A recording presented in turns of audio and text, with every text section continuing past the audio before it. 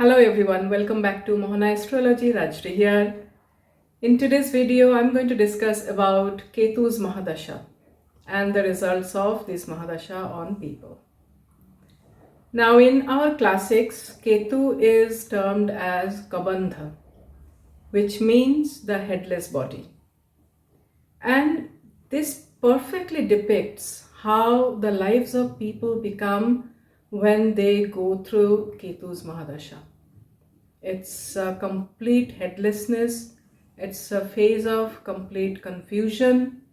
It's a phase of directionless and finding direction through the chaos. It's one of the most dreaded Mahadashas that one can go through.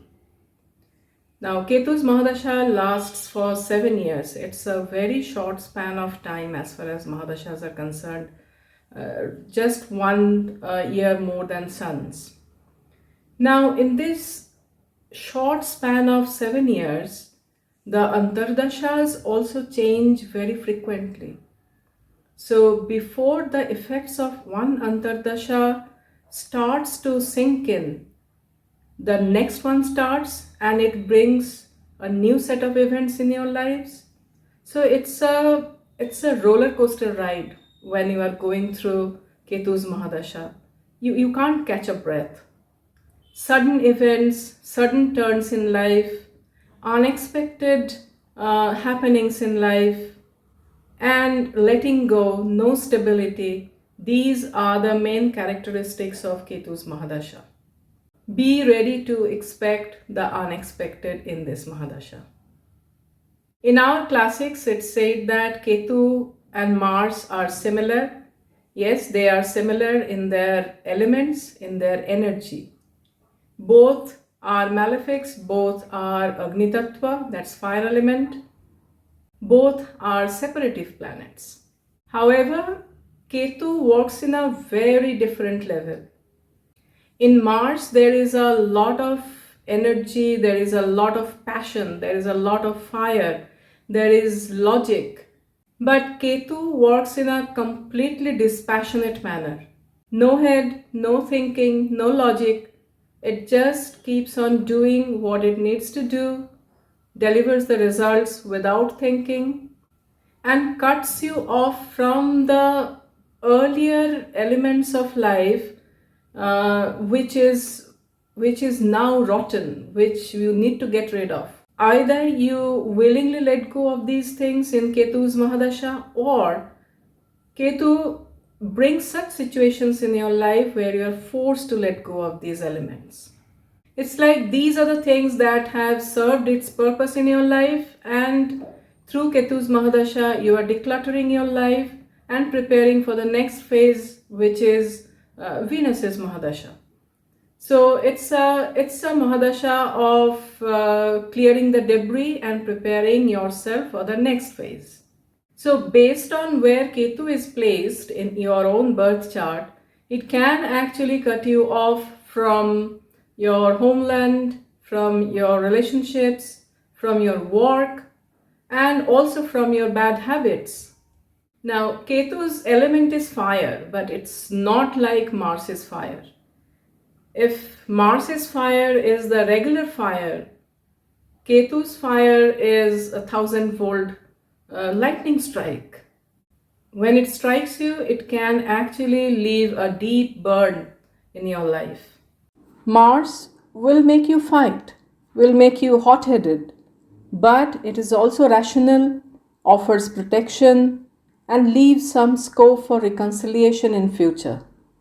Ketu, on the other hand, can just cut you off from your rational thinking and can make you take a drastic action. Mars will bring injuries, wounds, or a surgery with healing too. Ketu will be responsible for losing a limb in the surgery.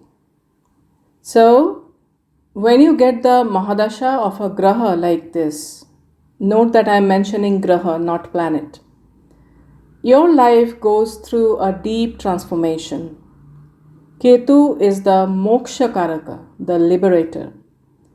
So, in his Mahadasha, he will bring events, situations in your life that has the purpose to liberate you from the old rotten patterns of life, to clear the clutter that has accumulated in all the years, all the previous years. Now, all of these sound philosophically good, but in reality, this process of liberation and transformation do not come on a golden platter. It comes through hardships, pain, unexpected health issues, lack of harmony. Transformation is always tough and painful, and Ketu's Mahadasha represents that theme. Ketu just pushes you out of your cozy corner, your comfort zone. That is the reason why many people with Ketu in the ascendant or in the 4th house, 9th house, or 12th house leave their hometown or country and settle in a far off place in Ketu Mahadasha or even in Antardasha. Loss of wealth or theft is another feature of this Mahadasha. If things are lost or stolen during this time, you have very slim chances of getting it back. You have to take it as it's gone forever. Ketu can break a marriage, can also get you married in his Mahadasha. Why will a separative planet like Ketu wants to get you married? Because Ketu is the progeny giver. Ketu is responsible for taking your family lineage forward. So Ketu can give you a child in his Mahadasha. Ketu can give big name and fame, recognition, and wealth beyond expectation too. I have actually seen this happening in one of my clients' life.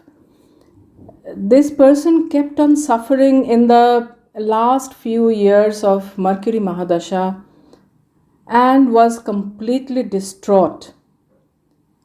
I told this person to hang on and have some courage till Ketu Mahadasha begins. When Ketu Mahadasha came, suddenly this person was receiving awards and traveling all over the world. In this case, Ketu was sitting in the 3rd house and aspected by the Sun and Mercury from the 9th house. Ketu can also give you property, lands, or cars. However, to get these results, your Ketu has to be placed well in the birth chart. So how do you know if Ketu is placed well in your birth chart? Now, Sage Parashar categorically and clearly had given some situations when Ketu can give positive results in the Mahadasha. 1. If Ketu is placed in the Kendra houses or in the trine houses along with the ascendant lord, it is good. Secondly, if Ketu is conjunct with the 4th house lord and placed in the 11th house, it is good. Third point, when Ketu is conjunct with the lords of the 9th or the 10th house. And fourth, when Ketu is placed in the Upachaya houses, that is 3rd, 6th, 10th and 11th, and is unafflicted there. And in all of these above conditions, the placement has to be in a favorable sign for Ketu and aspected by a benefic planet as well. So, can you see that if and only if these conditions are met, Ketu will give good results. And no wonder most of the people suffer in Ketu Mahadasha. One point, keep in mind that Ketu never gives only benefic results, even if it is placed in a best form in your chart.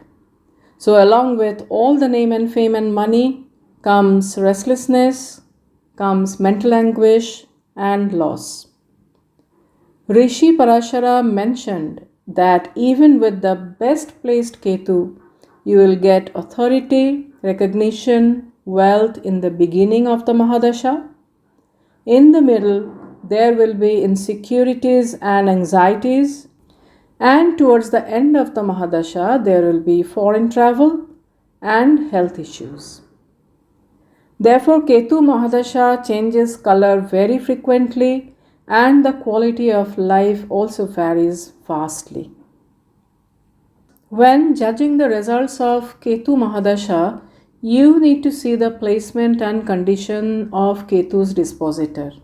That is, the lord of the sign where Ketu is placed in the birth chart. Ketu will give results according to that planet. If Ketu is conjunct with other planets, he will give results of that planet in the Mahadasha. It's just like Rahu.